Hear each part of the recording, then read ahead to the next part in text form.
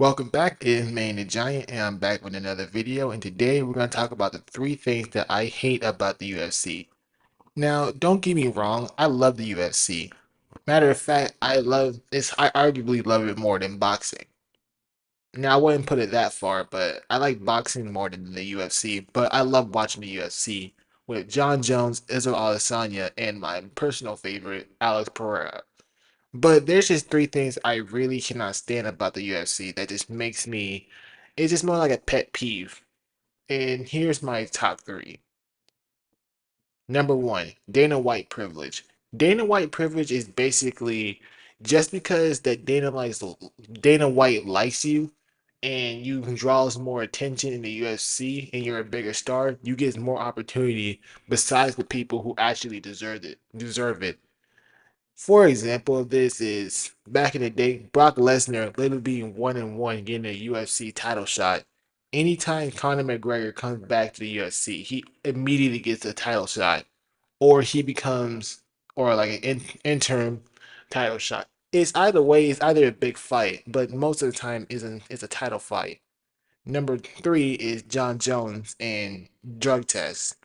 I don't even need to explain myself on that. Everyone knows, even non-UFC fans know about John Jones and drug tests. And number four, Kobe Covington. The dude haven't fought in like 2 years, and all of a sudden he gets a title shot against Leon Edwards. And there's multiple people who actually deserve a title shot. That's basically what Dana White privilege is, and there's more examples of it, but I those are the three that comes out the top of my head. Number two, the ranking system of the pound for pound list. It actually makes. I'm not saying that the pound for pound list doesn't make sense. It does, but it doesn't. How come John Jones is number three, but he haven't fought in over a year? His last win was against Shurigan at heavyweight. And I can already tell that he's ducking Tom Aspinall, but he's trying to fight Stipe, a person who hasn't fought in over 4 years. And the last time he did fight, he got knocked out. And Alex Pereira, he can stand number two. Alex Pereira is pretty good, and he's really good at what he does. And we're not even going to speak on Islam Makhachev, if I said that right, because he's kind of like a goat. He's a goat. And number three, Venice fighter. If Dana White don't like you, or he has any reason not to like you, he'll cut you from the UFC history and act like you didn't ever exist. The two most famous example, in my opinion, is Francis Ngannou and Tyron Woodley.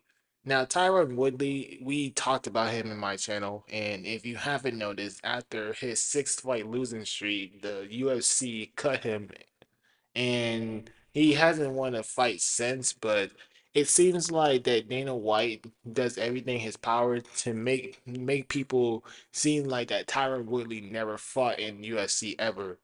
And Francis Ngannou, after actually winning against Tyson Fury, never mind, he actually lost. But we can all agree that he won that fight.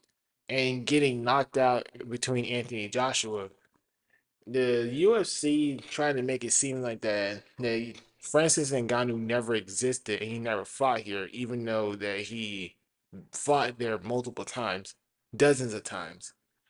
And now he's fighting the PFL. But there are many more Venice fighters. I just picked those two because, in my opinion, they're the most famous example. Another famous example is Demetrius Johnson. Um, Everyone knows him as Mighty Mouse. But anyways, that's all I gotta say. Those are my pet peeves about the UFC. This is Manny the Giant. I'm signing out.